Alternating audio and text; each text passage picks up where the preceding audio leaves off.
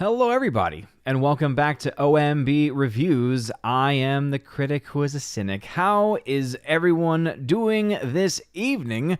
Welcome back to the channel, everybody, and welcome to our Saturday stream. I am able to do the stream because I indeed, as you can probably tell, decided not to go to MegaCon in Orlando, but obviously hoping everyone is having a fun time down there. Trying to catch up with the video from the Geeks and Gamers panel as we speak. So hopefully I'll be able to have watched all of that over the course of the next day or so. But welcome to episode 425 of the Welcome to Asgard podcast, where we will talk about the box office for John Wick, and John Wick Chapter 4 specifically, and how it is doing still quite well. Projected to come in the number 2 spot this weekend to Dungeons & Dragons, which is actually doing better than had been previously expected. The film now projected to make $40 million domestically this weekend. So we'll talk about that, and also why that not necessarily is a good sign for the film, seeing that the film needs to make quite a bit of money in order for it to hit its break-even point.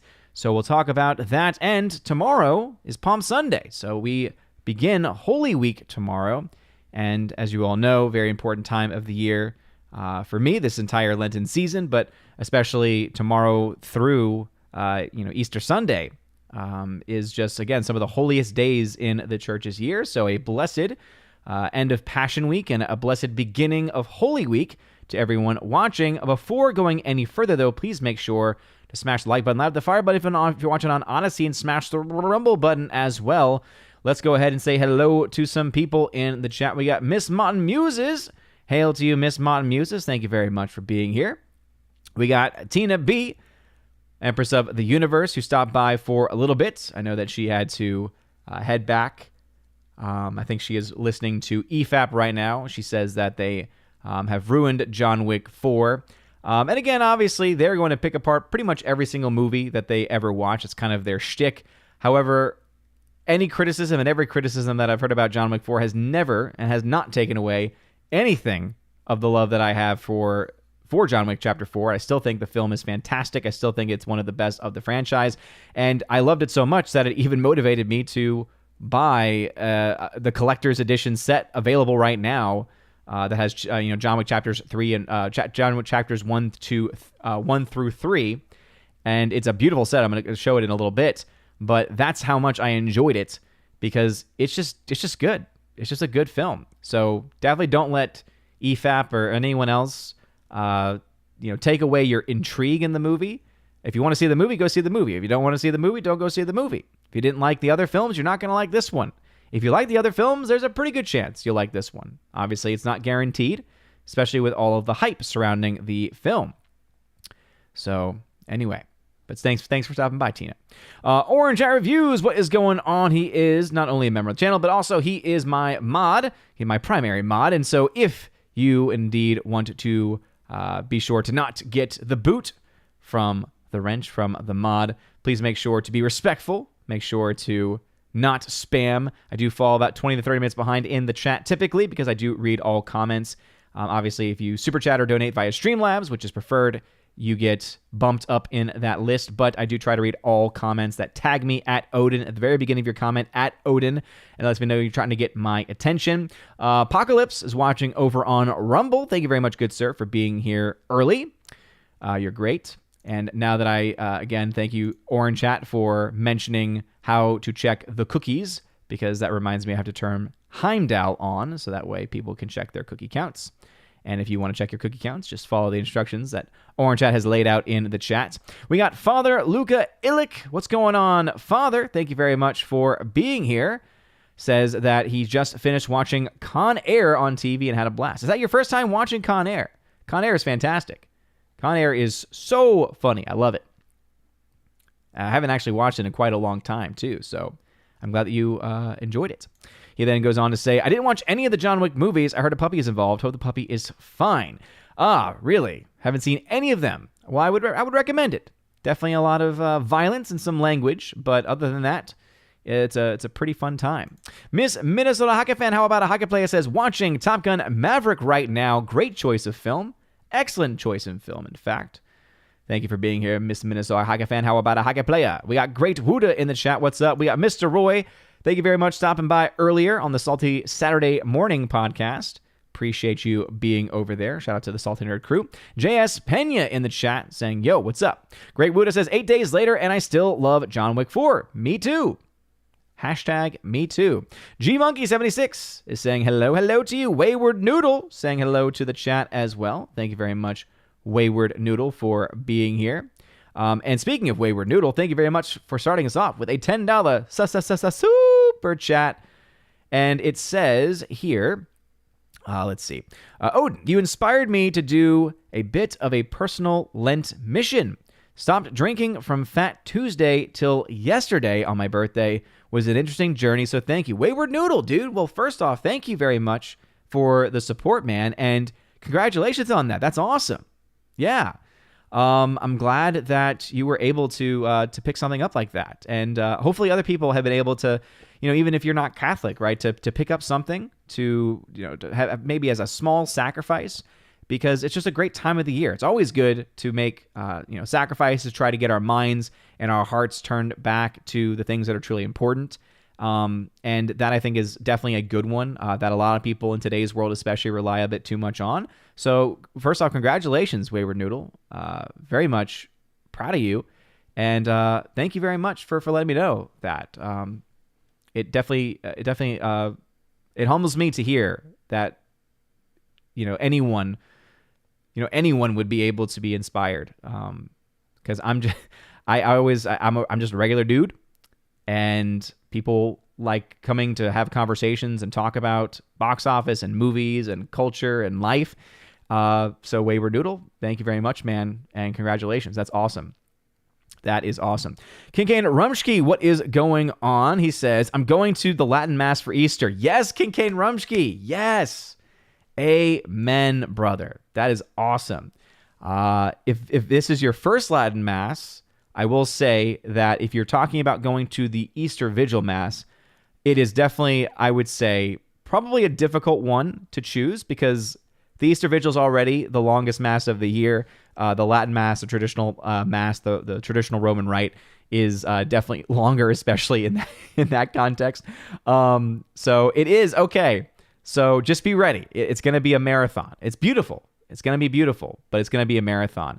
I love the Easter Vigil Mass. I love it, especially because of all of the symbolism that exists throughout the entirety of the Mass. For those that have just maybe never been to it or have no knowledge of it, the way the Easter Vigil Mass works is that it starts off in complete darkness. So literally, you are in darkness. The altar has been stripped. The tabernacle is empty. And it's supposed to be reminiscent of the tomb, right? Of Christ, of Christ's death, of him also having resurrected, not being in the tomb, right? So there's this absence. And then all of a sudden they do a special blessing of fire. And then from the fire, they light the Easter candle. And then at first, the Easter candle is the only thing that lights the church as they walk in. They do various chants, and it's beautiful. And then from that candle, you then have, you as you walked in, have a candle, and then everyone starts to light candles from the Easter candle. And then eventually, you have the entire church lit up by nothing but candlelight. And it's one of the most just beautiful, breathtaking things that I've ever experienced. And I remember the first time I went to an Easter vigil, and this was older. This is when I was older, when I could appreciate these things a lot more. I was just blown away. So just be ready for that, though, for sure. He says, I heard about 3+ hours. Yeah, for a traditional Latin Mass, and especially if there's going to be people entering into the church because they do baptisms and confirmations during that time, then yeah, you're looking probably at around 3 hours. I think the shortest one I've ever been to was about 2.5, 3 hours. And again, we go to offer worship to God. And so it's not like one of those things where you're like, oh, is it going to be worth it? It's like, well, is worshiping God worth it? I mean, if you're coming from a place of faith, especially, it's not a difficult thing to do. But yeah, so I would say if you have a missal, bring a missal. So that way you can have something to read along with as well. Most churches do offer like printouts of the readings and the red book. You'll just know it because it's the red book, and it has the basic outline of the Mass. And so I know that can definitely help. bring a rosary. I think would also be very beneficial. I know that I, for a regular mass, bring the rosary to pray. And yeah, so get ready. But I'm excited to hear that, man, because yeah, it's beautiful. Once I started going, I haven't gone back. Let's see. Alex McCarthy, what is going on? Saying, howdy, Odin, how's it going? How's Thor? Surprised you're streaming while WrestleMania 39 Night 1 is on April Fool's. I'm not surprised. Exactly, right, Alex McCarthy. You know better. I might actually try to catch up with WrestleMania once the stream is over, because, it's WrestleMania, and even though I'm not invested at all with pretty much anything going on in the WWE right now, it's still WrestleMania, so I will definitely be at least paying attention to what's going on. All I know is that I hope Roman Reigns loses, because I just cannot believe that dude is the guy that's been champion for 3 years. That's just an insane concept to me, because the guy can't wrestle. So General Wingster, our King of Fools, is in the chat, and indeed it is April 1st. It is I don't know why I was going to say All Fool's Day. I don't know. I guess because my mind was on the church. And so, of course, with the church and with days, you think, okay, All Saints Day. So I was like, All Fool's Day. April Fool's Day. And it's my least favorite, to be perfectly honest. And it's because there are some people that I think understand it and do a very good job at being able to, fool people. But then there's others where there are certain things that really shouldn't be joked and really shouldn't be fooled about. So, for instance, there was a fake article being circulated very early this morning about Pope Francis basically reversing all of the bans that he had on the Latin Mass. And again, it was something that was clearly not true, but because it was presented as an article, it was again, that's one of those things where it's like, not the right time, not really the right thing to joke about. And again, there are some things that are good, some things are bad. Overall, though, I could care less about those things. Anyway, Laura, the Modern Major General, is in the chat. Thank you also for stopping by this morning for the Salty Nerd podcast stream. Ambrose Chamberpot in the chat. What is going on? Orange Chat Reviews. Yes, we are going to be talking spoilers tonight about John Wick as well. If you have not seen the film yet at this point and you still care, I cannot help you, because as you all know, I try to be as fair as I possibly can. I keep things spoiler-free in the chat. I have my mods also keep an eye on the chat to make sure that no one puts spoilers in there. And I even extended it to the second weekend, but we are now in the third week of the third weekend of its release. Sorry, actually, no, we're in the second weekend of its release. My mind is going. Yes, we're in the second weekend of its release. And by second weekend, I typically can no longer protect people from those types of comments, and we are going to be talking about those. But my thought is, if you care so much about a film and not being spoiled, either one, why didn't you go see it opening night, opening weekend? Obviously, things happen, I know. But then you've had a whole week to watch it, and you've had most of this weekend too. So I can't protect you at this point in time. So anyway. Sorry, not sorry. But Orange Review says, John Wick spoiler. He killed 3 men in a bar with a pencil. With a pencil! Yes. Absolutely. And it was beautiful to see. We'll go in more depth with the spoiler talk as well. Rob D says, hello, Odin. I noticed, why is it that Tuesday is the biggest day for the box office between Monday and Thursday? Because of discounts.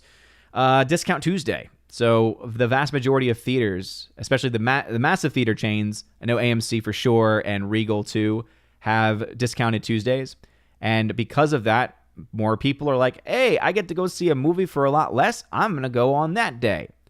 Ultimately, then, more people are going. And so even though the tickets are less, because you have a much higher volume of people going, you have a higher number in general. So that is typically why the Tuesdays are a lot higher. And it's because of the Discount Tuesdays, which have been around for quite a while. So that's why if you even go back to some older films over the last several years, you'll notice that trend of Tuesdays being one of the highest days of any given week. Coliseum Builders in the chat, what's going on? JS Pena in the chat as well just says here, recently rewatched Fight Club. I swear the more times I watch that movie, the more I realize there's something I missed. What are your thoughts on the movie? I've only seen it a few times, to be honest, and I enjoyed it. I thought it was a very well done film. but it's definitely not a movie, for me at least, that I ever feel compelled to rewatch. And so I think the film is great. I think it's brilliant. I think there's a lot of, as you said, things that if you watch it more than once, you start to pick up on, especially when you know the twist and the multi-personality going on. But because I haven't watched it enough to be able to have and share in that experience, I can't say too much. Ben Dowdy, what's going on? Thanks for being a member on the channel. Gary Banjo Sandwich Worthington, thank you for stopping by the Salty Nerd Podcast too. Kimberly G, what is going on? Thanks for being here. Joey Horn in the chat. Hail to you, good sir. Thank you very much for being here, as the chat has jumped on me like it always does. King Kane Rumsky over on Rumble says, is the Latin Mass MAGA MCGA? If you talk about like Make America Great Again, is there a different MAGA that I'm seeing? I mean, I would say no. It's not political, so I would say it would not surprise me if a lot of people who attend the Latin Mass are more inclined to vote for said candidate. But even then, again, the vast majority of the people going to these traditional liturgies, I feel, are politically independent. And I've always been very, open and honest about that I'm politically independent. I don't identify with any of the parties.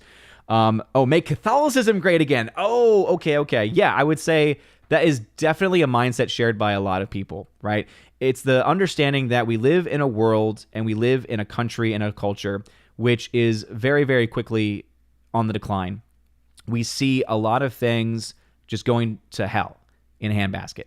And so one of the things that we look to is, okay, historically, what is it that maybe can be seen either as a symptom or as a cause or as both or as something more nuanced? And we see that basically from the 1970s, from the ending of the Second Vatican Council, and really with the promulgation of the new Mass, what do we see happen? We see massive drops and plummets in baptisms, massive plummets in marriages inside the church, massive plummets in ordinations, and pretty much every single metric from the 1970s. Now, again, is it only because of that? Is it only because of Vatican II? No. But just logically, you look and you say, okay, clearly there seems to be a connection between the church seemingly abandoning the moral high ground, and obviously it's gotten even worse when the cover-ups and the abuse scandals were revealed too. We realized just how much rot there was in the church amongst individual members. And so that obviously also plays a role in this too. But it really, I think, comes down to, it seems that the church at that time basically said, you know what, we're just going to seed the culture. We're just going to seed that ground. And once the church seeds that ground, guess what? You leave a void, other things come in, and sure enough, what do we see? Massive increases in vices, massive decreases in virtues. And so I think a big thing that is happening right now is that a lot of people who are drawn to Latin Mass are drawn to it all for different reasons. For me, it's because I am drawn to reverent liturgy. When I think about worshiping God, I think God deserves complete reverence. And when you look at a typical Novus Ordo versus a typical Latin Mass, it's night and day as far as reverence is concerned. That's not to say that those that go to Novus Ordo aren't reverent, and I will never attack anyone.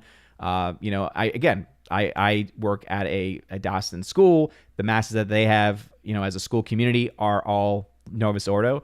But at the same time, I'm also not going to, lie, and I'm not going to deny reality and an objective fact, which is that one is objectively more beautiful than the other. And so I think that, yeah, you do see a connection there. King Kane Rumsky.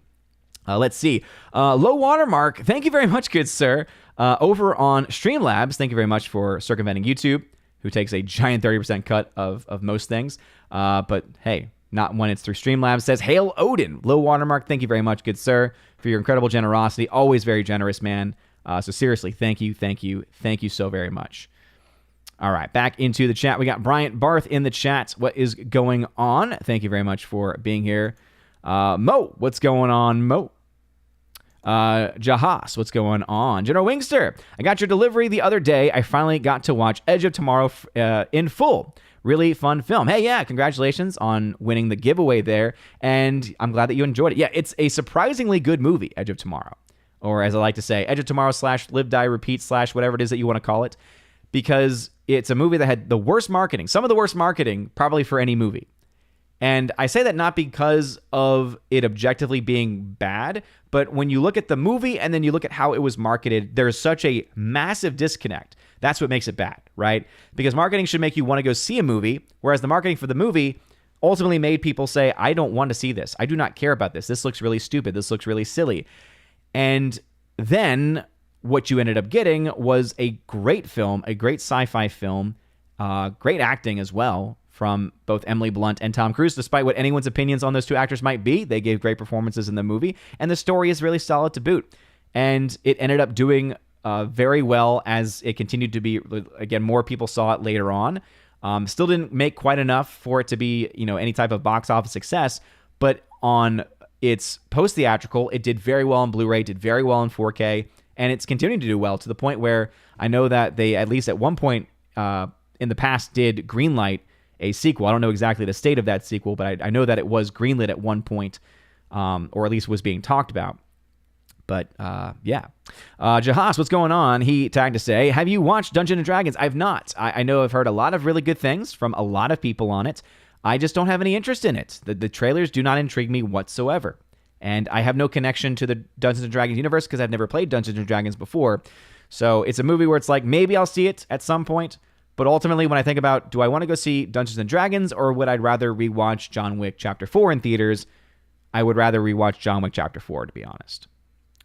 Cthulhu says, I saw Tetris after Midnight's Edge recommendation, and it was really enjoyable for a based-on movie, except for the ending, might be worth watching. Yeah, my wife and I, because my wife is a big fan of Ted Lasso, and I like it too. I think it's pretty fun for the most part. Some things in there are, kind of like, ugh, but for the most part, it's actually pretty fun. And the characters are really great and well written. But I saw that Tetris is on Apple TV.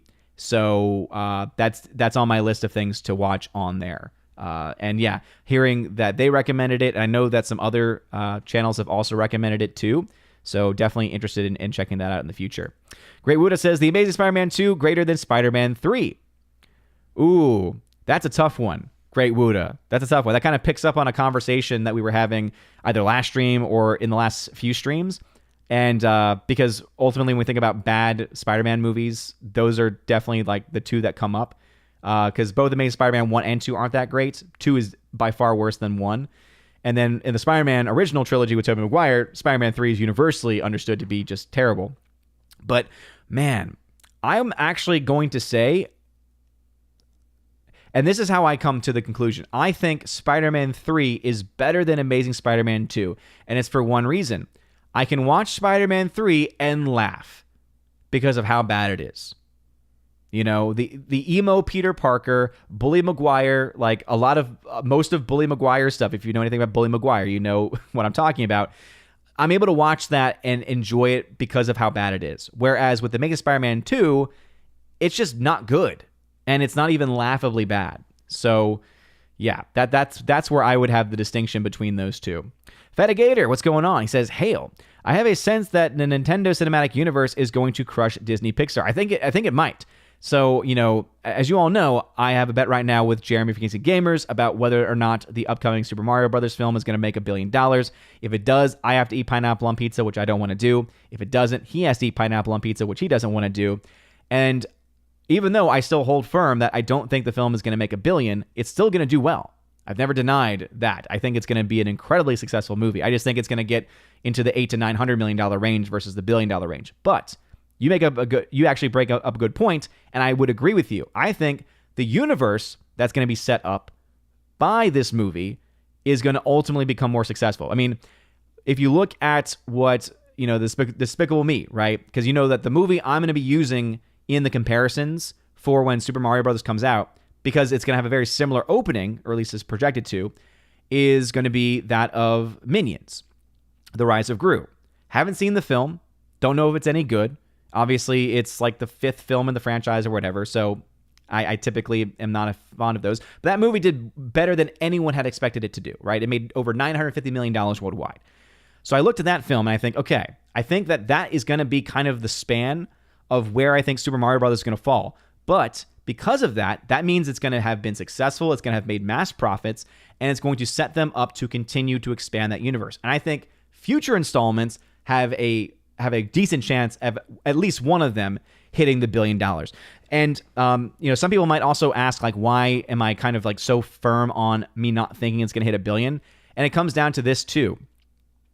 A animated movie has not hit $1 billion since 2019. The last $1 billion, fun fact, the last $1 billion animated feature was Frozen 2 back in 2019.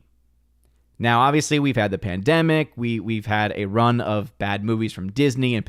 Okay, fact still remains. We haven't had that movie. Now, could Super Mario Brothers be that movie? Sure, it could happen. I'm not saying it's impossible. I just don't think it's going to happen.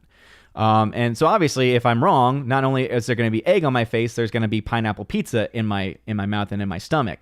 And I will be forever sad by that fact. But I still have enough confidence. I still have enough confidence to think it's going to do really well. I don't think it's going to make $1 billion. And again, it's because of the historical standard that it has not happened since 2019 of an animated film hitting $1 billion. This is the first, really the first film of this entire universe to exist. Obviously, you could talk about the live action one from the 90s, but let's be honest, that one really doesn't count. So it's a brand new franchise.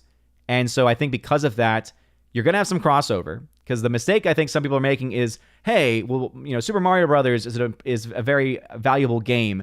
The amount of people who have played Mario in some form or fashion is very high. Yes, all that's true, but that does not transfer automatically into people buying tickets. How do I know this? Look to any video game adaptation. You look at the number of games sold by the Mortal Kombat franchise. As much as I love the Mortal Kombat film from the 1990s, guess what? I bet you could look and see how many people had bought and played those Mortal Kombat games and see, oh, not as many people actually went to go see the film. There's different demographics. They reach out to different people. So that's why I'm still standing by that as being, there. Father Luca, I saw 1955 and I had to light this up. Yeah, I have never experienced a pre-55 Holy Week, but I've heard amazing things about it, and I've seen some videos. And again, there's so much rich symbolism in the pre-55 Holy Week. So I really hope and pray that one day there is a revival. We've seen the revival, but obviously the restrictions have made it a lot more difficult. But I would love to see a church nearby be able to get a revival of the pre-55 Holy Week. Would love for the FSSP to set up here somewhere.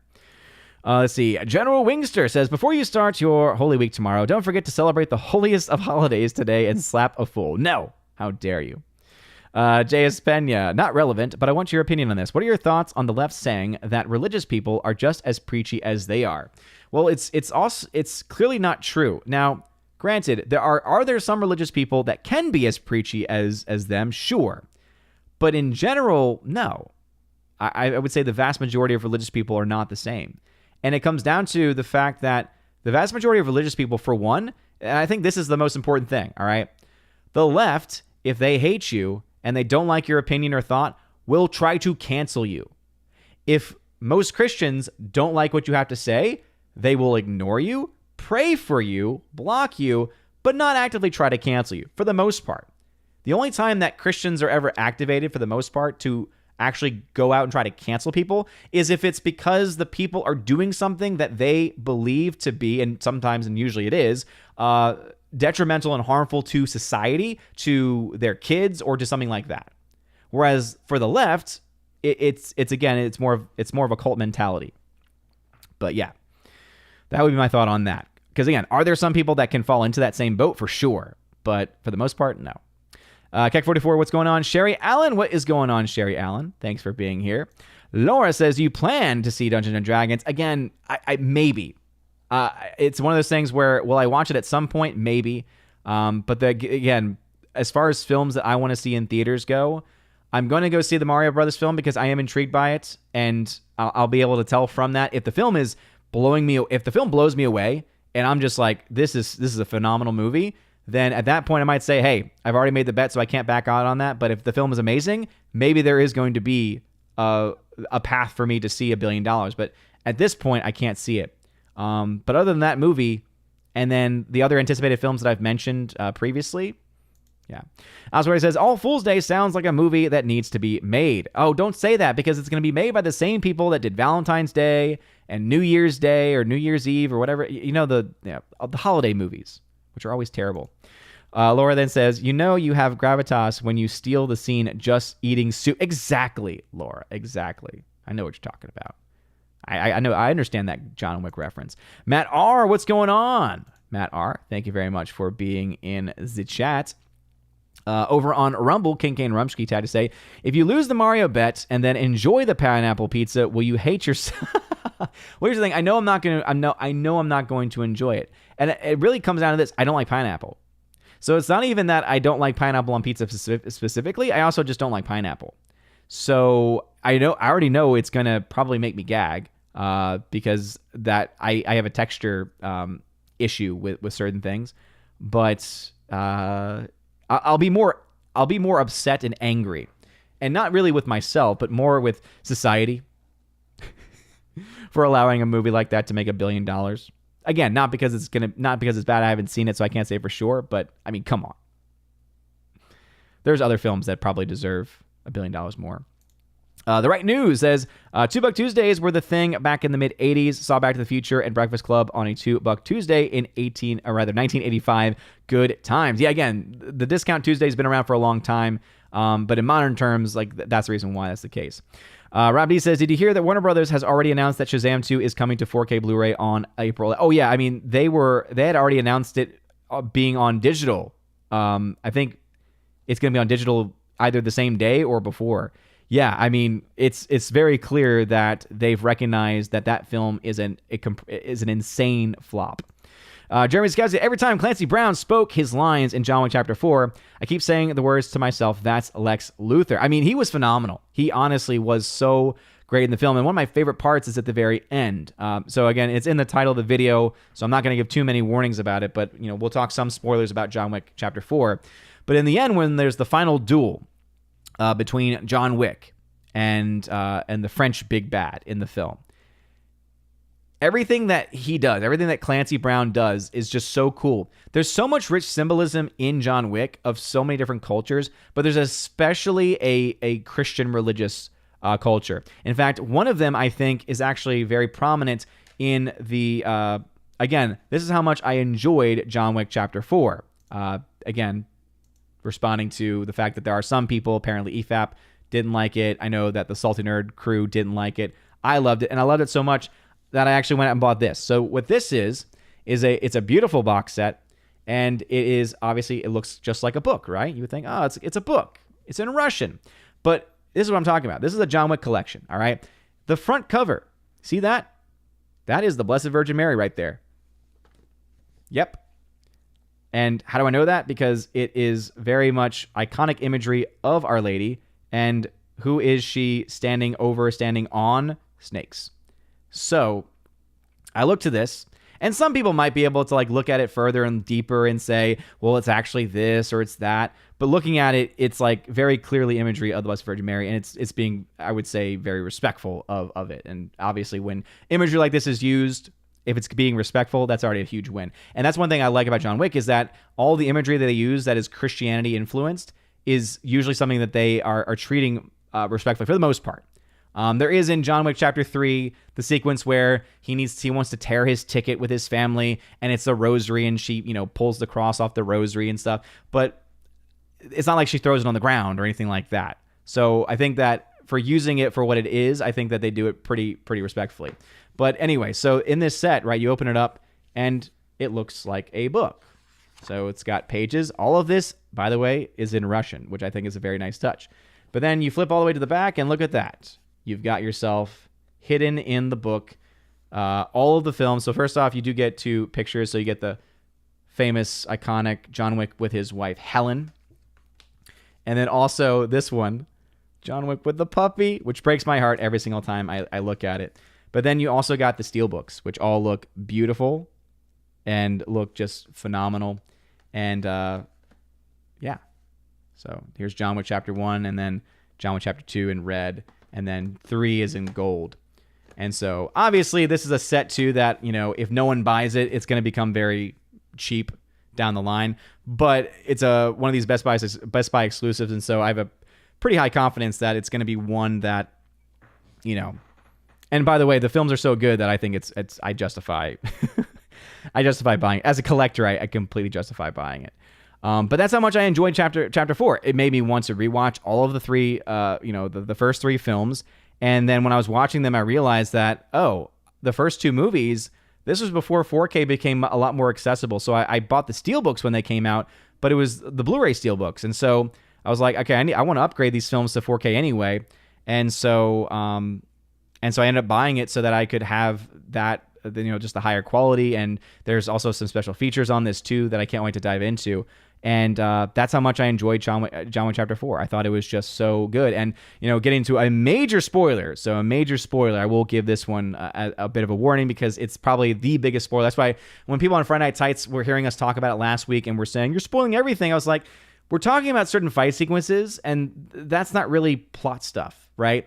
It would be a spoiler if we had said this. This is a major spoiler, all right? At the end of the film, John Wick dies.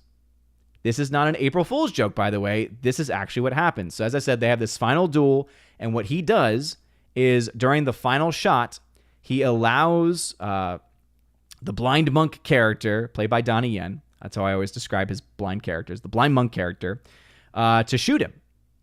And he does this so that he doesn't fire his gun because he has a good understanding that the French big bad has such an ego on him that he is going to want to have the final shot. He's going to want to finish him off. And sure enough, what happens? He steps in, and what happens? John Wick says, like, you idiot. Clancy Brown's character says, like, what are you, an idiot? Yeah, he never fired. And sure enough, boom, right in the head, kills the big bad, but he is fatally wounded and injured, goes down the steps, and then dies in a beautiful way with the final words on his mouth being Helen. And then they show you the grave, and it says, loving husband, which is what he had talked about earlier in the film. So I thought that because of that moment and because of how they decided to end it, 4 then becomes just a beautiful tribute to the character and actually a very beautiful send-off. Some people, and again, I can see why, I'm not saying that this won't happen, think that John Wick is still alive because they look at the way that the characters at the end are acting, that they don't seem too sad, they're more laughing, and so is it that they maybe know something that other people don't know? I look at it and I think to myself, look, we know John Wick is coming back. He's going to be in the ballerina film because it takes place between 3 and 4. And even that was kind of a sign too, because it's like, wait, why are they trying to make it very clear that this happens between chapters 3 and 4? Oh, because of what happens at the end of chapter 4. So I looked at that and I think, okay, he's still going to be around in that capacity and in that way. But I think 4 films is enough. I think 4 films is actually a perfect amount. Now, again, could they go on and could they continue to make these awesome action films? Absolutely. But because the universe they built is so rich, they don't need John Wick in that universe to make compelling stories and to tell and to build compelling characters, because I think John Wick with 4 films focused on him was able to do that, right? He was able to go from beginning to end and was able to have this arc, was able to have this driving force, and I think it has this great conclusion. If they were to, in John Wick 5, if they do a John Wick 5 or a John Wick 6, like properly named as such, again, I think that when people say, well, John Wick 5 has already been greenlit, okay, just because a studio is saying that does not mean that in their mind they're like, okay, Keanu Reeves is coming back to be John Wick 5 in a movie taking place right after the events of this movie. It could mean, oh no, they're continuing the franchise and they're going to change the naming scheme later on, maybe waiting to see how Ballerina does, for instance, or they're going to do something else to a certain extent. I think bringing him back anytime soon, if at all, would be the bad move, because then it takes the emotional weight out of that ending, and that emotional weight, I think, needs to be there in order for the film to kind of remain and to retain its authenticity. Again, that's just kind of where I, fall into it. Paul, it breaks my heart to hear that, man. Because I know a lot of people who left because of that, but I always want to say, when it comes down to it, do you abandon Christ because of Judas? And again, I'm not trying to go after you specifically or anyone else, but that's kind of the mindset of individual members acted in a atrocious manner. But that doesn't change what the church is. That doesn't change the body of Christ. That doesn't change the spiritual body that exists. And so, do you forsake Christ because of Judas? That's where I would go with that one. Again, that's an oversimplification. I'm not trying to go after anybody, but whenever I see that, it always breaks my heart. And that's typically where I go with it. Victor Fontaine had to say, totally agree. I can watch Edge of Tomorrow over and over. It's so good. And I appreciate also some of the humor there because of the because of the concept of the movie. Reaper08 says, guess from your stance on D&D, we will be seeing you proudly display that Best Buy Steelbook then. Just got John Wick 4. Yeah, exactly. Yeah. So, if I'm already, I would have to, one, go see the film, and then two, I would have to be blown away by the movie. And I just do not see that happening, right? Even though I know, and I respect a lot of the people who are coming back with positive reactions and reviews of the film. It's a film where it's, even if I did enjoy it, I know myself. I just know that it would not be enough to be able to motivate me to actually want to buy it. Maybe like a few years ago when I was buying a lot more. Now I'm a lot more selective with the things that I buy. Coliseum Builders, your wager has a paradox. If you put pineapple on pizza, you no longer have pizza. Ergo, it is impossible to eat pizza with pineapple on it. Coliseum Builders, actually, you know what? Coliseum Builders, that is a great statement. That is deep. That is reflective, and I appreciate it much more than you could ever possibly realize. And it's it's a factual statement. Is pineapple pizza really pizza? It's a great point. Brightburn 1985 says, I think the more people who learn about Ezra Miller's behavior in real life, the more people will turn off the Flash film. And I think, too, some people are overestimating the impact of Michael Keaton's Batman. Is it going to bring some people out? Sure. But look at the current state of the DCEU. Look at the current state of the MCU. It doesn't look good. The film would have to be good. The film would have to be even, not even just good, probably great, if it was going to have any chance of being a financial hit or a financial success, especially if we are to believe some of the rumors about how much more money they spent on the film. We don't know. The only budget that has been given to us is one that sounds like a typical budget, right? The $150 to $200 million range. But we've seen this get updated before, right? Solo, this is the example I always give. Solo originally had a budget of around $150 to $200 million. But they fired, right? Kathleen Kennedy fired Lord and Miller, brought on Ron Howard, reshot a huge portion of the film, and then guess what? That projected budget got upped and readjusted to like $280 million or so. And then the film ended up being a massive $100 million flop because of that. So I'm going to wait for the actual budget to get adjusted before I do anything with people saying, oh, the film needs to make $1 billion to break even. We don't know that yet. We don't have actual data to support that other than speculation or rumors, right? Rumors in that some have said, oh, we know X amount of things because people have told me. I don't buy into rumors. I'm not saying that the people who report on the rumors are untrustworthy or that they're bad people. I'm just saying I don't take a lot of stock in them. And then two, speculation, right? Oh, we know they've done a lot of massive reshoots. Therefore, I'm going to speculate that means the budget has to have climbed by X amount of money. In most budgets, there is money set aside for reshoots. Now, it seems that based on the reporting that there are a lot more than just the typical reshoots for this movie, which is why I would not be surprised if that number gets adjusted. But I will wait for that to happen before, going anywhere else with it. But yeah, I don't think the film is going to do well. I really don't. Brian Barth, The Ten Commandments airing on ABC. Nice. Very nice. Keck44, what is going on? Welcome. Miss Minnesota fan says, got done watching Top Gun Maverick and I loved it. Oh, it's so good. It is so good. And it's a film where I know from having watched it with my wife, it still holds up even at home. That's how I know it's a good movie. That's how I know it wasn't just visual effects. It wasn't just the IMAX experience, taking me away. It was, it's just a darn good movie. Great Wuda says, I'm boycotting the Mario movie because I want Jeremy to eat pineapple pizza. Oh, Great Wuda. Well, thank you, man. Here, if you want to go watch it, though, go see it. I don't want to dissuade anyone from going to see the film if they genuinely want to go see it. Right? If you don't care one way or the other, then I'd rather you not see it. But If you want to go see it, yeah, don't not see it for my sake. All right. Though I definitely appreciate the I appreciate the sentiment. Kikin Rumsky says over on Rumble, Strange Brew holds up on VHS as well. Nice. That's a film that I have not yet seen, but obviously I've heard a lot about it. John Phillips, what is going on? Welcome.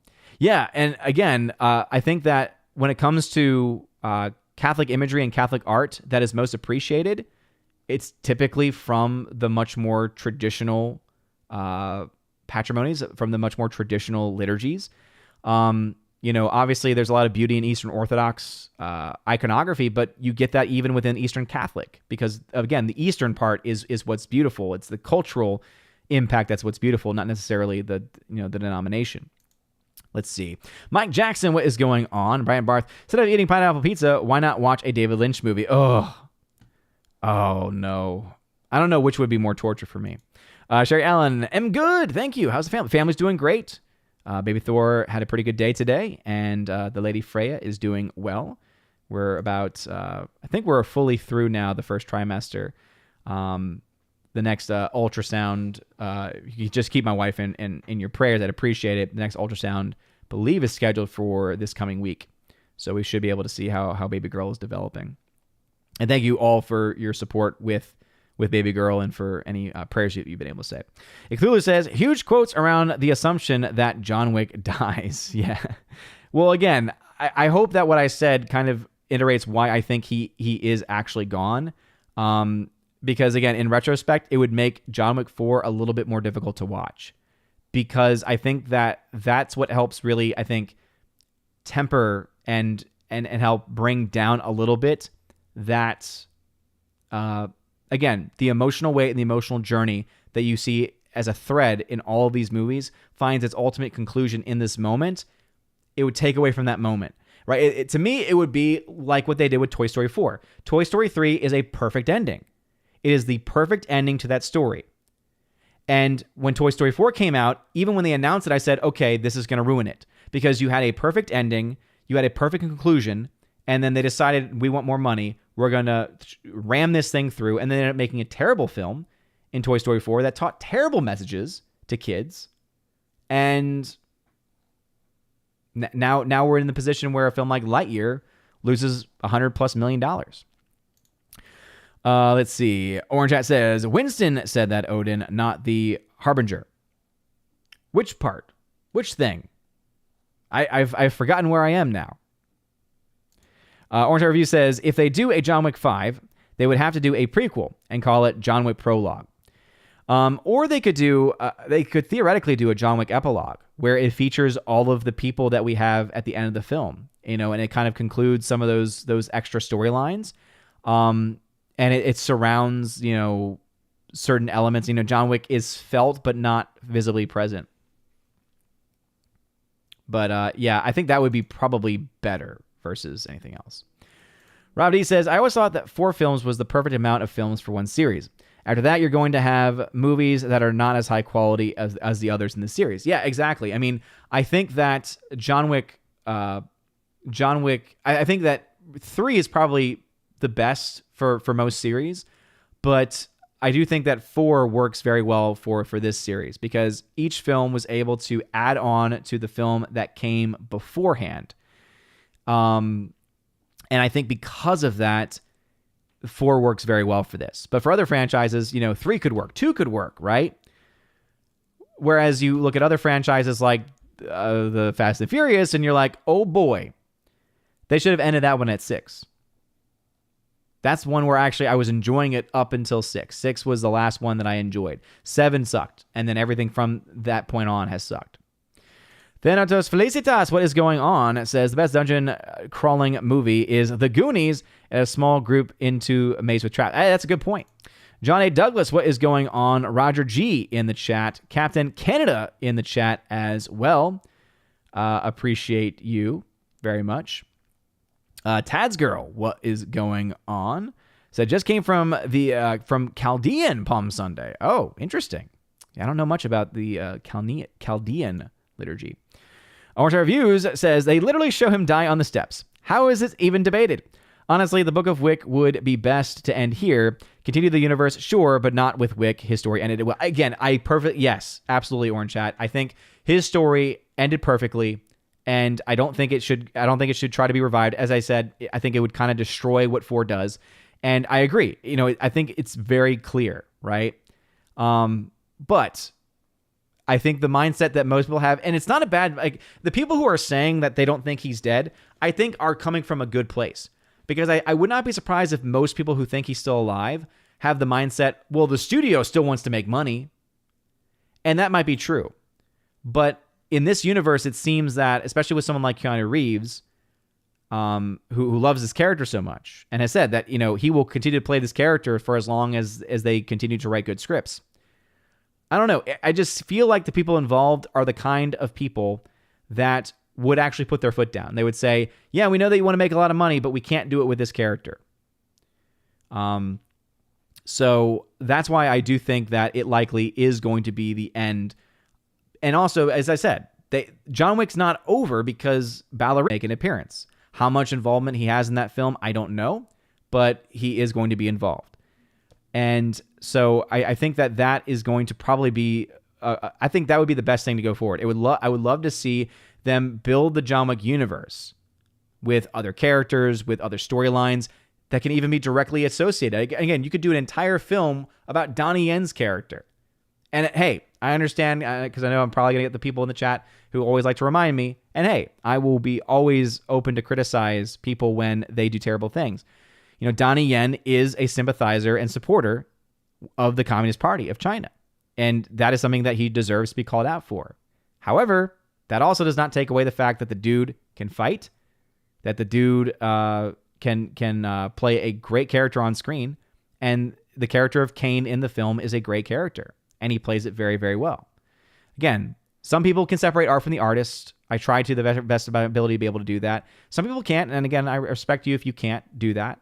But again, I think it's a valid criticism to bring up about him, but still, they could make an entire film about Donnie Yen's character. And I think that based off of kind of continuing the spoilers, so after the credits, right, there's the post-credit sequence, and it shows the daughter of, and I don't remember all the characters' names, but it shows the daughter of the guy who ran the Osaka Continental. And she is walking towards Kane's, the character played by Donnie Yen, Kane, who is with flowers. He's been freed because of the action of John Wick. And again, that's the reason why I think the ending works, and it would be terrible for them to try to take it back in any way.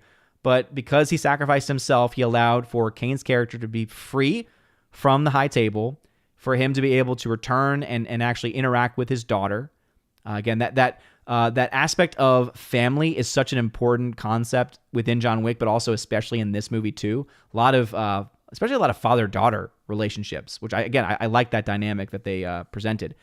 But it shows the daughter of the head of the Osaka Continental, who was killed by Kane, who was killed by Donnie Yen's character, getting and seeking revenge, or rather seeking it. Pulls out a knife, walks towards him, cuts. And that I thought was also a brilliant ending because it also leaves open. Okay, John Wick 5 could then be, again, set in the John Wick universe, but instead it's a focus on Donnie Yen. It's a focus on the daughter of the head of the Osaka Continental. There are so many things that they can do with this universe because of the lore building, because of how much they have built the story. So I'm excited. I'm excited to see what they do with this going forward. I think that based on what we've seen, I have a lot of confidence, but obviously, could they make a bad movie? Sure. Ballerina, for all we know, could be a bad movie. We'll have to wait and see. Cthulhu, thank you for the $2 super chat, says, agree with you, but sadly, money talks. Yeah, I think that's referring to John Wick being dead, or John Wick not being dead. And I agree, money does talk, but not always. There are times when a franchise is over and they keep it over. Or if they continue it, they adapt it, right? And again, I think picking up off of where the end credit scene goes, I think that is the most logical way to go forward. And I think it would be the best way to continue the franchise by also respecting the events of the previous movie. So, Yes, context is always very important. Winston told the Marquis that Wick never fired a shot. Oh, that's right. Orange Chat. Good shout. I've only seen the film once, so thank you very much for that correction. But yes, you are correct. So Winston's the one that tells the Marquis, who's trying to kill him. It's like, you idiot. He never shot. See, I can be wrong. And I always appreciate y'all keeping me honest like that. Justin with the red shirt, hail to you. Thanks for being here.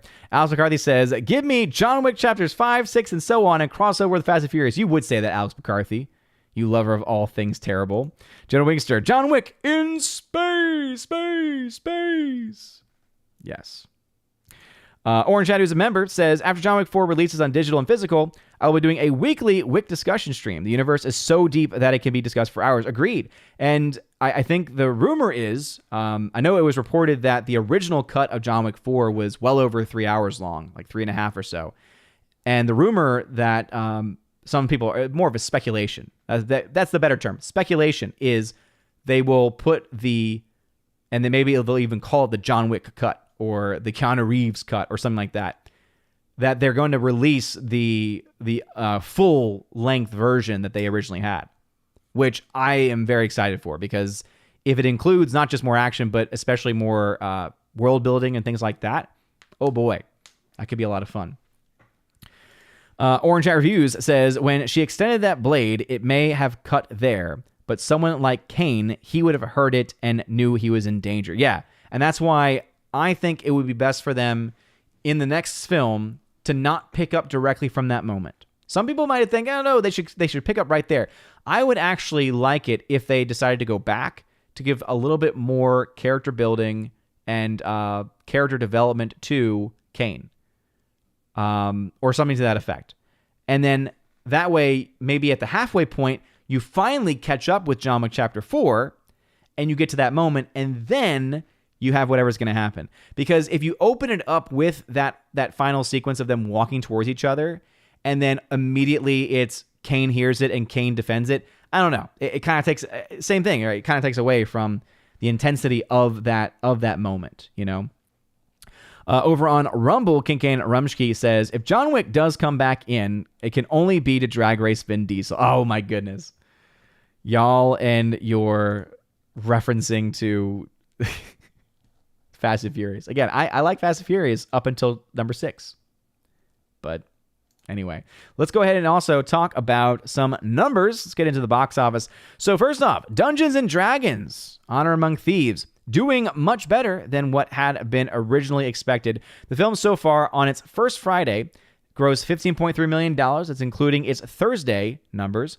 John Wick Chapter 4 dropped to the number 2 spot, dropping 73% Friday to Friday, which again, pretty standard for big films like that to have massive drops. The film is still projected to do pretty well in its second weekend. $7.8 million, making it over $100 million domestically. And then His Only Son, which I did finally watch some of the trailer for it, not my cup of tea, does tell the story of Abraham and Isaac from the Bible, though. Made $2.1 million, released at about 1,900 screens, so a decent per theater ratio, but I've definitely seen better, especially for faith-based movies. But still, in the top 3 nonetheless. Now, some of the things I want to talk about when it comes to this. First off, Dungeons & Dragons, right now, they are now projecting the film to get to $40 million. The original projections had it closer to 30 to 35, so they are now expecting the film, because it's pacing better than they had thought, to be able to hit $40 million. Here's the biggest issue, though, with the movie. It cost $150 million to make. That means that the film has to make well over $300 million for it to break even. 2.5 times that budget is typically the break even. Some have it as much as 3 times the budget, in which case the film needs to make roughly $400 to $500 million to break even.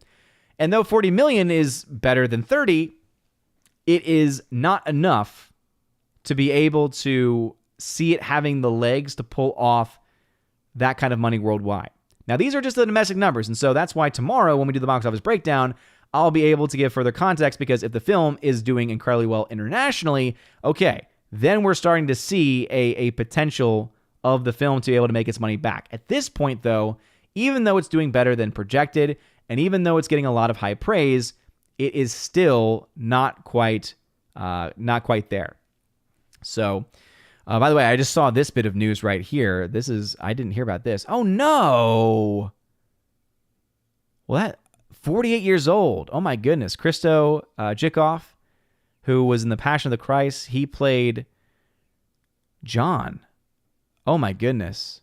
Actor, producer, known for his starring role as John in 2004 Passion of the Christ, died last night after a long battle with cancer. Oh my goodness. I didn't know.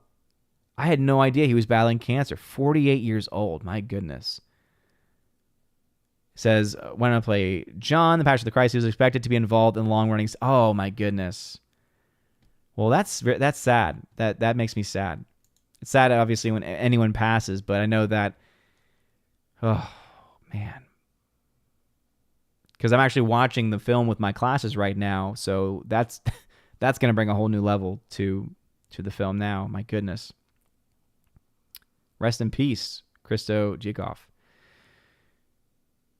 Anyway, going to try to transition back here. So I think that the domestic numbers here for Dungeons & Dragons are proving and showing themselves to be pretty good. But it'll depend on how well or not it does internationally. So that is what we're going to have to wait and see what this film does. Because here's the thing, too. This film is right now going up against the second weekend of John Wick. Seems to be doing well, at least domestically. But John Wick is still also having a pretty decent domestic weekend. It's expected to make around $30 million in its second weekend numbers. I think that's going to be, a 59 to 65% drop. So a decent drop for the film. But hey, Super Mario Brothers is coming out this week early. I believe it's coming out this Wednesday. And so you are going to have this take up all of those premium format screens. And that means you're only going to have those 2D screens left for this movie, for Dungeons & Dragons. And I think that that's where it's ultimately going to probably fall away rather quickly. So it could still do well, but that $150 million budget is, I think, going to be its main Achilles heel. Going into some of the numbers here, though, they are projecting Dungeons & Dragons to make around $40 million, whereas John Wick Chapter 4 is expected to make 28.3, which would be a 62% drop.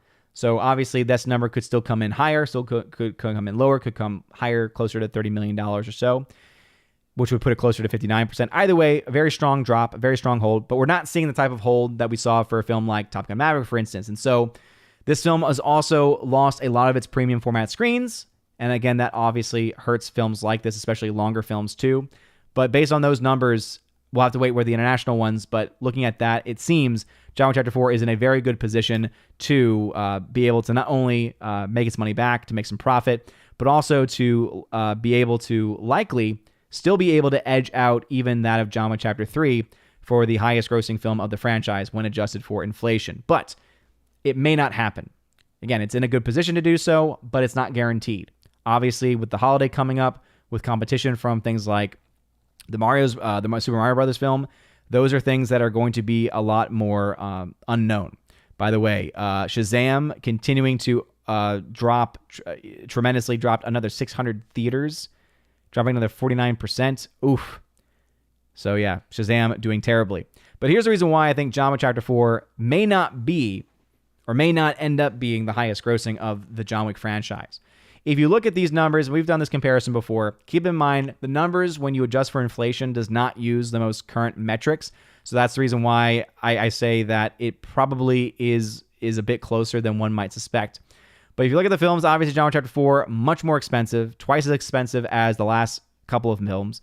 But it is also doing very well, right? $102 million. That means it will be able to pass the domestic of John Wick Chapter 2 pretty easily. And at $195.1 million adjusted for John Wick Chapter 3, one could definitely see the possibility, the chance for John Wick Chapter 4 to be able to get close to that number, maybe even pass it, but at least get close to it. The real question, of course, is internationally, as it typically always is. $166.5 million right now is where the film stands worldwide. $64 million of that coming from the international box office. John Wick Chapter 3 was able to get 178.1. We have seen a lot of these films coming out over the last year or so, even films that have done well internationally, not come in nearly as strong as other films in their respective franchises, right? We saw this with a lot of the MCU films, for instance, and we're still seeing it with other films, Shazam being a most recent example, especially. But Shazam, or rather John Wick Chapter 4, will it be able to get close to and match or exceed that of the international? That I'm not as sure of. So I still think the film is going to be probably at least a $300 million film. The question is it going to be enough to be a $400 million film? Right now, it's too early to tell. I'll have a much better idea tomorrow because I'll have my metrics. I'll be able to give you the minimum amount that it'll make if it has bad legs, the maximum amount to make if it has really good legs, not excellent or amazing or chart-breaking legs, but good legs nonetheless. And I'll have that out. But right now, it seems, based on these numbers, that it's doing well enough to be able to at least match or get close to matching that of Parabellum, maybe even surpassing it. But here's the reason why I'm not as confident about it surpassing. Look at these numbers. So again, these are numbers that are not using the most up-to-date inflation numbers.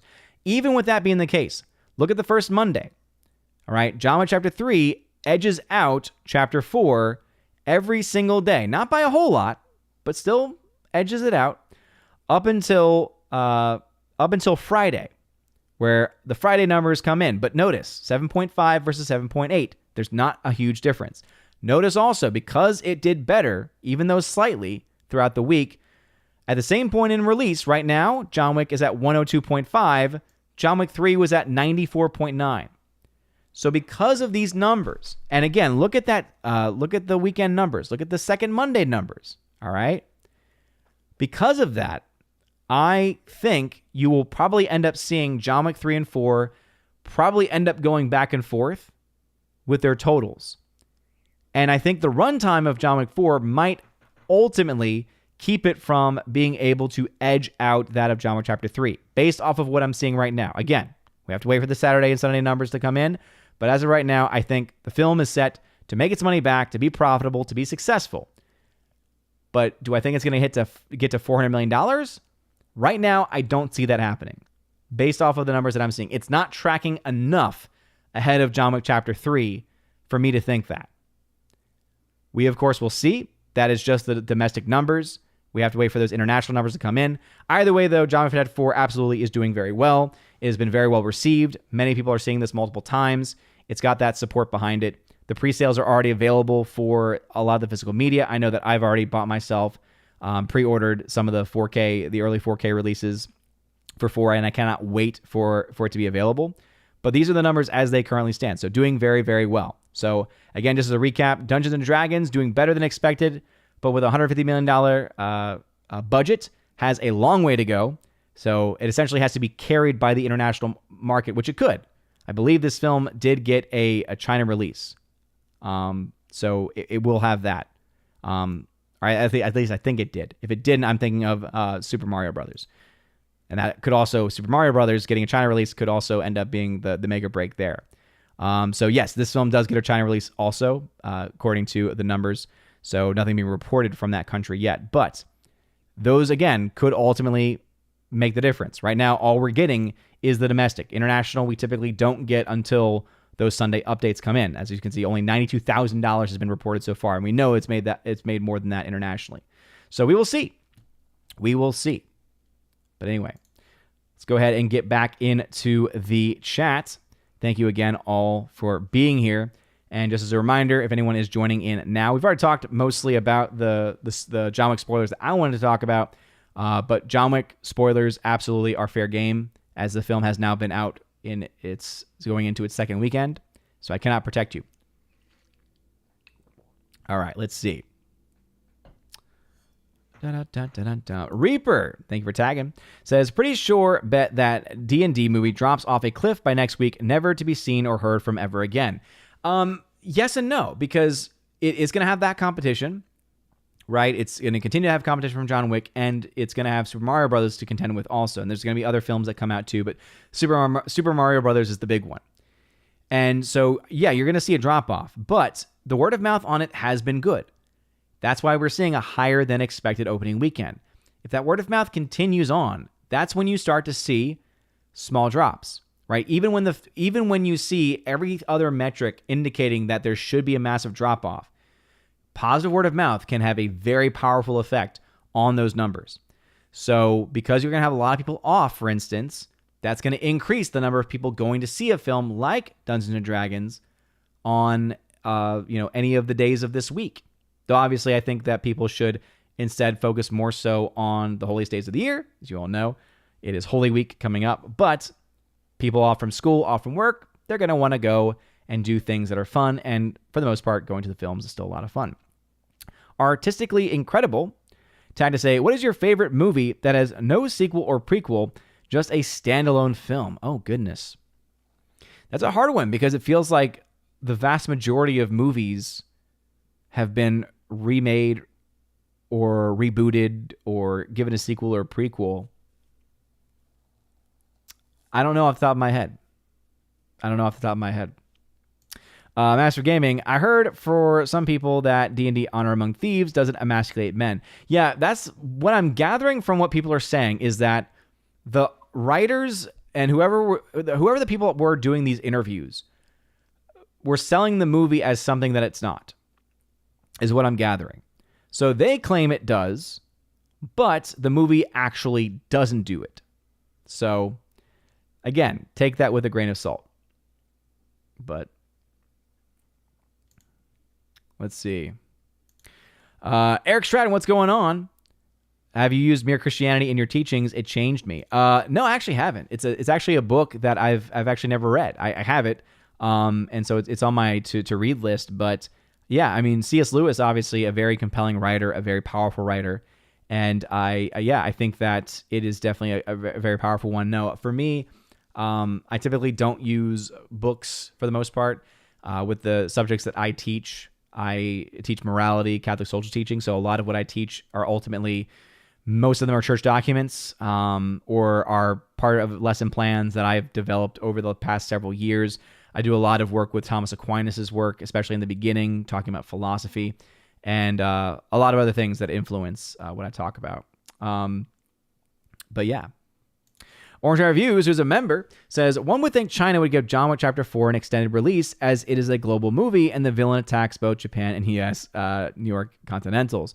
Yeah, you might think that, right? But China is a very weird animal for a lot of different reasons. But yeah. Dan Blackroy, what's going on? Physics Channel Kenny Lee tagged to say, hello, Odin. Movies seem to be picking up. Yeah, I mean, we are definitely in a situation where for the next several weeks, we are going to have major releases on most of these weekends. In fact, I'll go ahead and pull that up right now since you mentioned it. Because let's see, we obviously have Dungeons and Dragons out this week. We then have over Easter, we have the Super Mario Brothers film. We also have the film Air, which talks about the origins of Air Jordans. I could care less about that, but I know that there are some talented people behind the film, so I might give it a shot. But that's going to be available over Easter. See, after that, you then have April 14th, which features, I don't know about Mafia Mama, but Nefarious. I know a lot of people have been asking me to talk about that. I again, it's not the kind of film that I am typically drawn to, so that's why I have not talked about it. I might give it a shot, but when it comes to the demonic, it's just not me. Just like Pope's Exorcist, again, not really my cup of tea. Renfield, that is one that I think could be fun.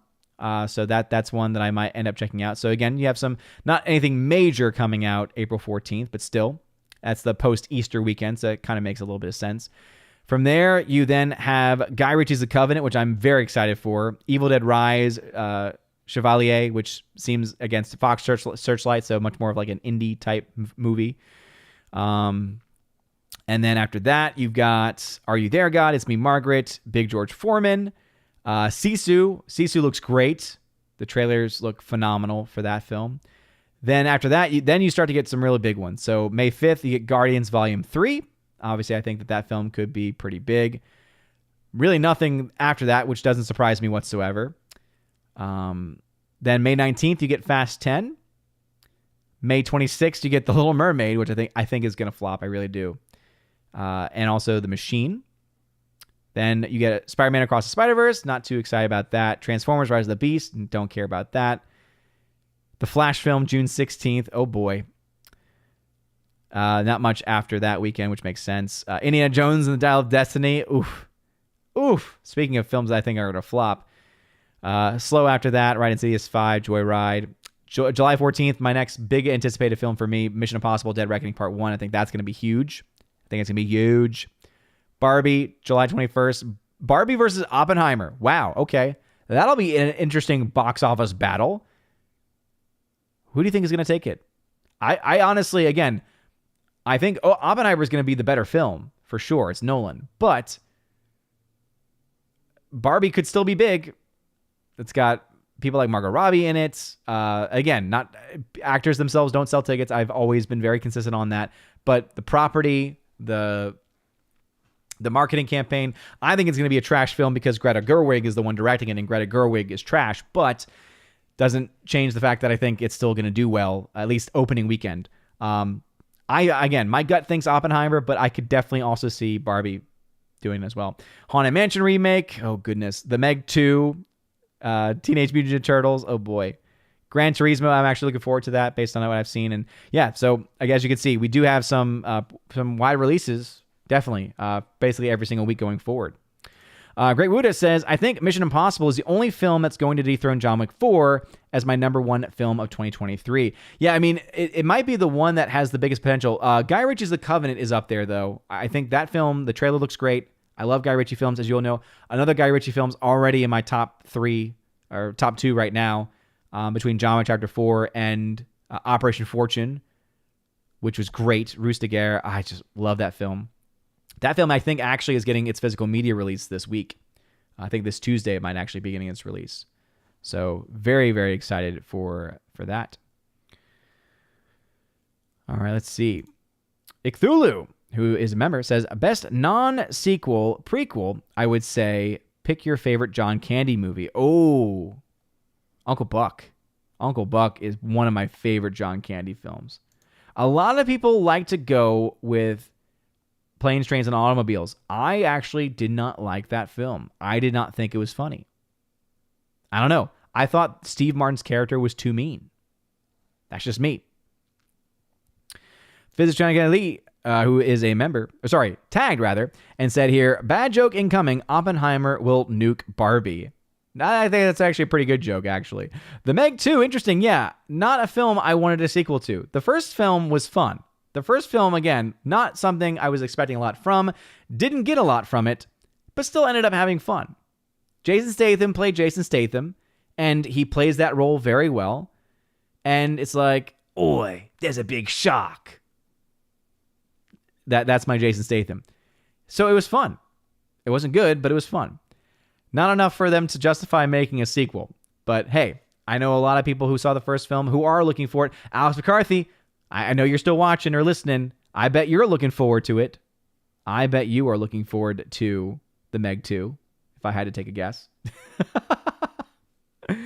Kickan Rumsky over on Rumble. Did you ever watch or see SCTV, or was that before your time? Yeah, that was a bit before my time. Is that like the Canadian SNL? SCTV? That might be. Is that the one that featured the likes of Rick Moranis and I guess John Candy, I think, would have been a part of it too, right? Isn't that like a Canadian SNL? Yep. John Candy was in it, he says. Yeah. So I've seen clips of it, but yeah, it was definitely before my time. Orange Eye Review says, I like the books that the Meg movies are based off of. I had no idea it was actually based off of a book series. So interesting that is the adaptation, or that is a adaptation. Oh my goodness, that's crazy. Anyway, I'm caught up with the chat. So I think that I'll just hang around for maybe a few more minutes, see if there's any last minute questions people have, and then we will wrap things up. By the way, again, if you're watching, thank you again for being here. 71 people still watching on YouTube. Woo! Thank y'all. Smash that like button. Light the fire button. Watch if you're watching. I haven't seen anyone commenting on Odyssey, so I don't know if Odyssey is broken today or if the two people that typically watch me on Odyssey are just not available, but King Kane Rumsky, thank you very much for holding down the fort on Rumble as usual. Appreciate it. Let's see. Second City Television out of Chicago. Oh, okay. Gotcha, Ben Dowdy. But I think it featured mostly Canadian actors, right? Abomination. There he is. He's there. He puts the fire out there. Says just busy. No Abomination. No problem at all. I just happy to know that it's still happening. You're awesome, dude. Thank you so much. Alex Brady says, what am I looking forward to? John Cena is wrestling. Oh, goodness. Well, first off, Alex McCarthy, let me correct you. You can never say the words John Cena and wrestling in the same sentence. I'm sorry, dude. You can't call what he does wrestling. The 5 moves of doom are not wrestling. I can't believe that they actually brought him back and that there are people who are excited. People like you, Alex. Reaper, when are we going to see an Odin plays of Resident Evil 4? Never. One, I don't typically do gameplays or playthroughs because I'm not a huge gamer. And 2, because I actually do enjoy the Resident Evil films, but I hear that the games are just terrifying. So yeah, not my thing. The only thing that you could expect me playing anytime soon would be if there's like a major update or release or DLC for Hogwarts Legacy, because I'm still playing with that game.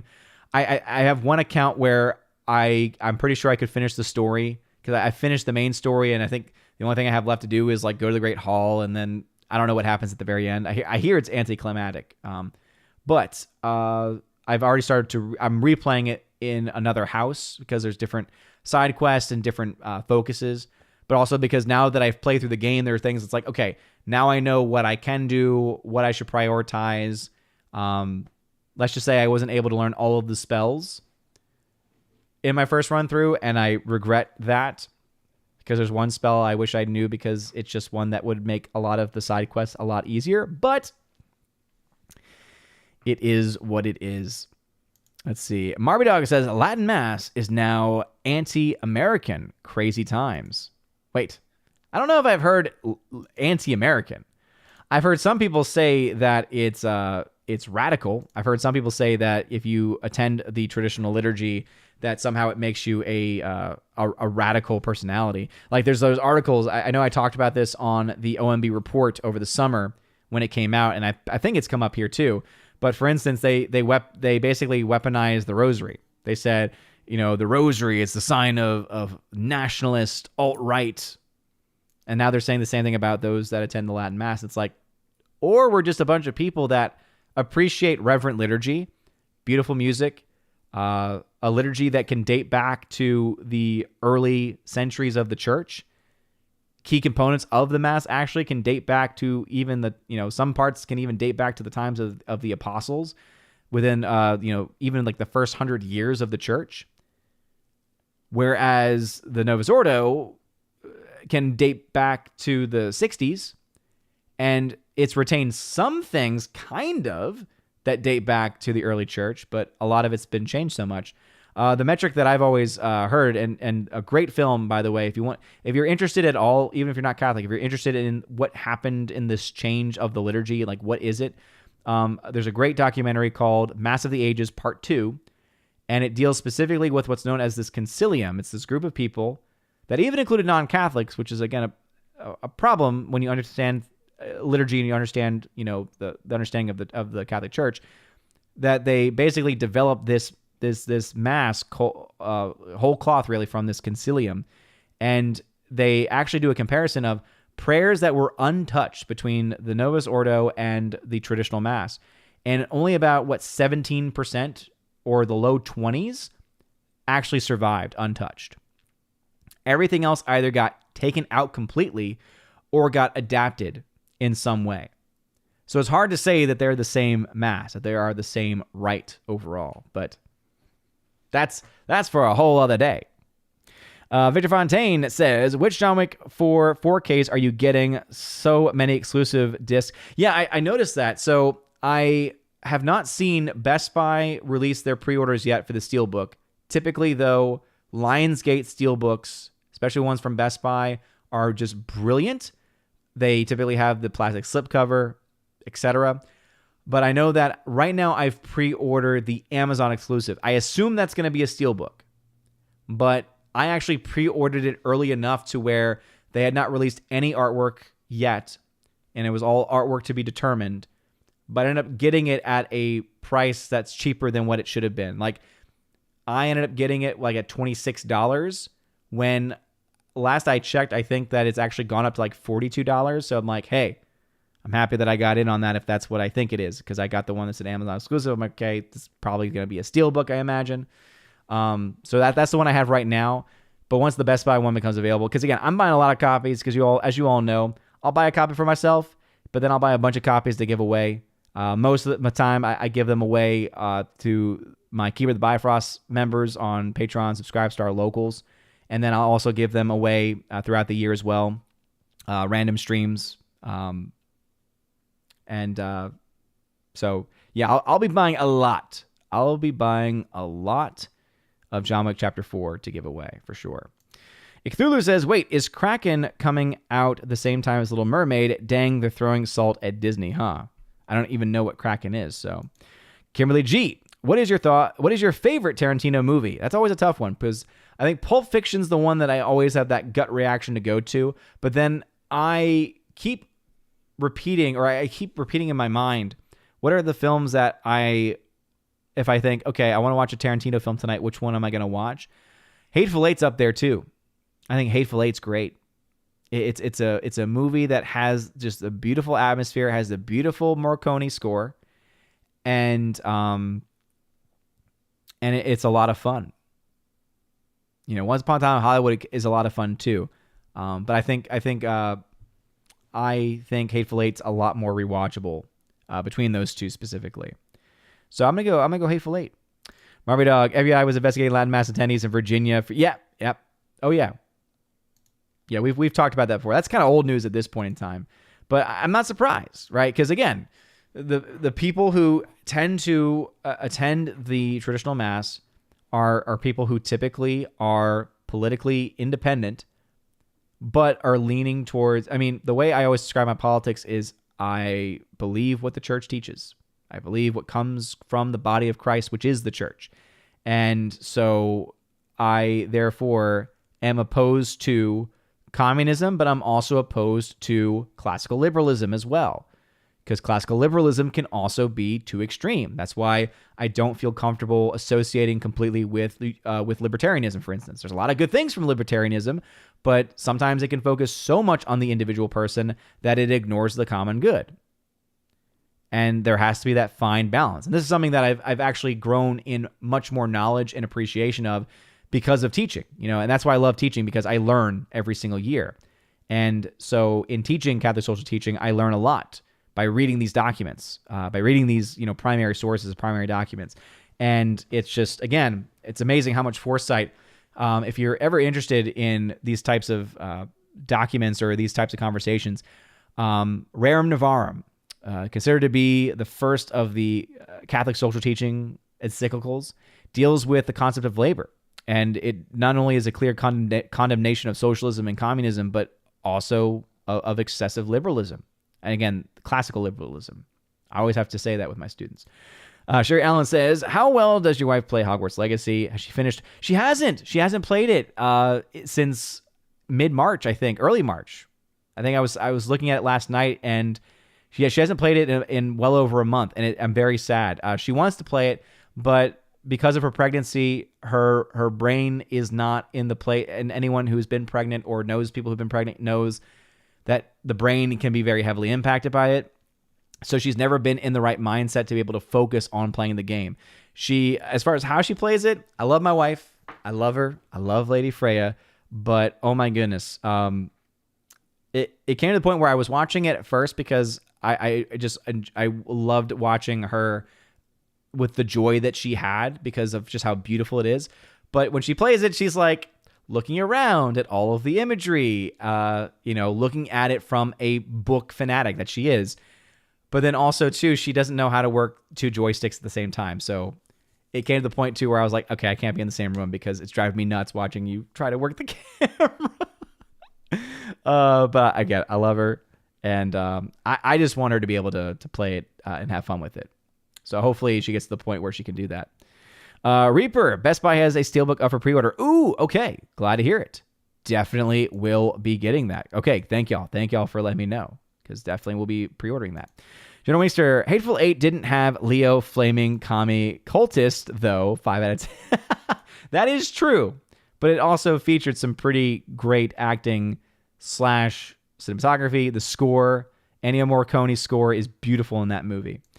Kimberly G, Hateful Eight had real antiques getting smashed, very intense buildup. Oh, yeah.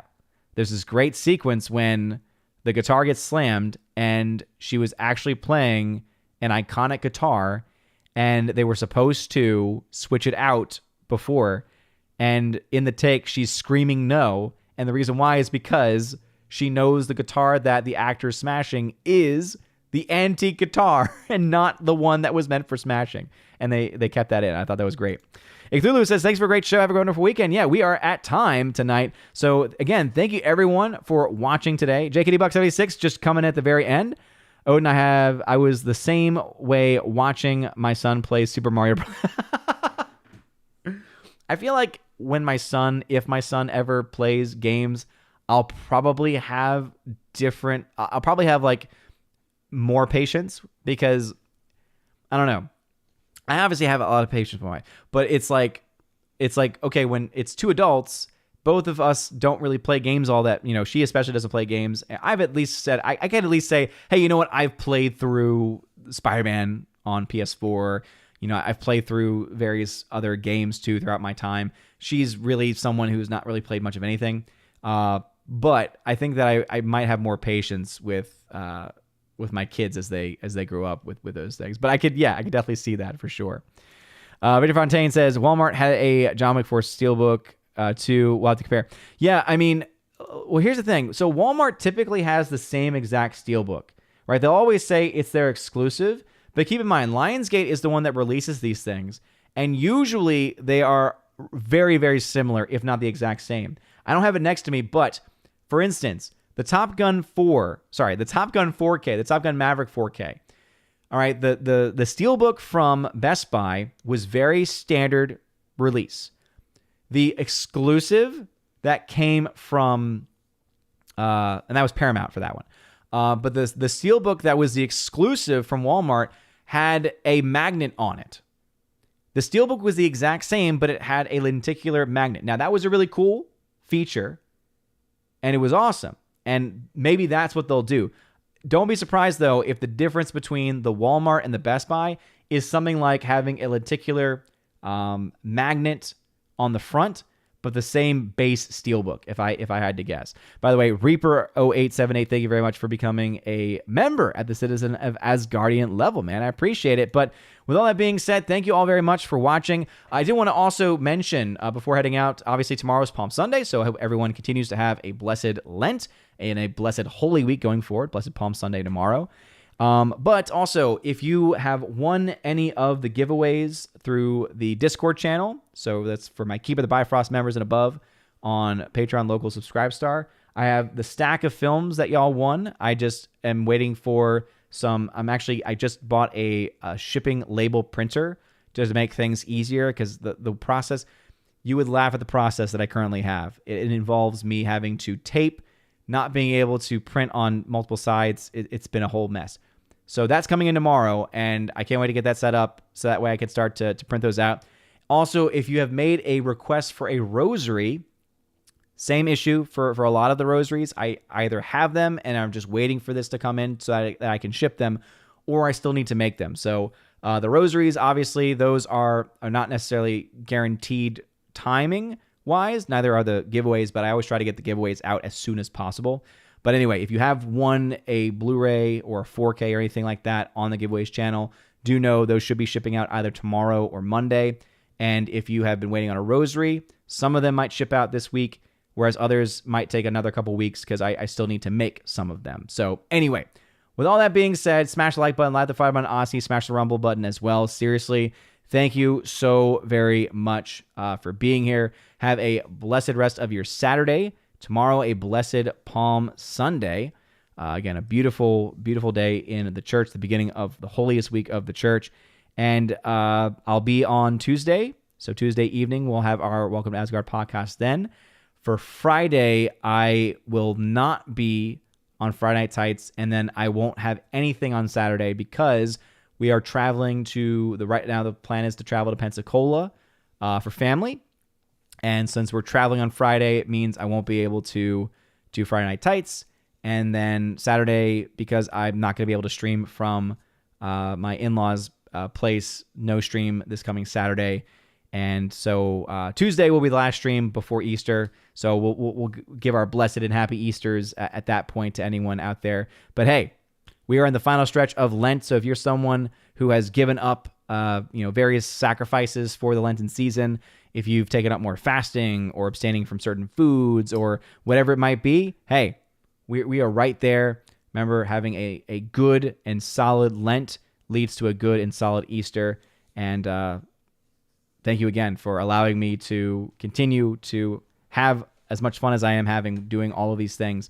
And it really honestly means a lot of my heart from all y'all to be here and to support just by watching, just by liking, and just for being amazing. I will have my April shoutouts video done.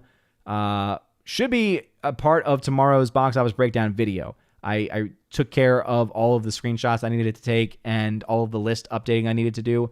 But just know we're going to have our March shout-out video one more time tonight, and then we are going to have that updated, should be updated tomorrow. Anyway, you guys are all amazing and beautiful people. Hope you all have a wonderful rest of your evening. Blessed Saturday, a blessed Palm Sunday, and as always, God bless.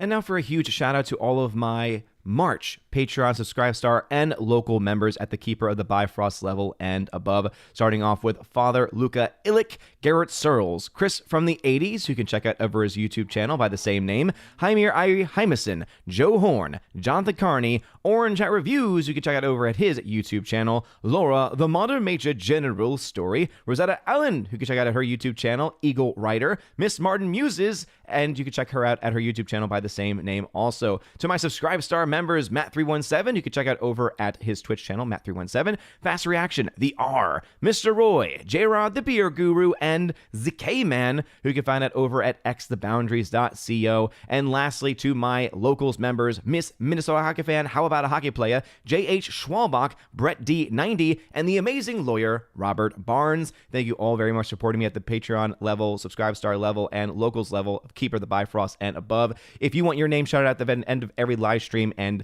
every video, make sure to check out the top link in the video description to find out more ways that you can support the channel, including ways to get access to a podcast and also ways to get access to giveaways that I do on the channel, and also, of course, to my coveted Chosen of Valhalla level as well. You guys are all amazing and beautiful people. Hope you have a wonderful rest of your day, and as always, God bless.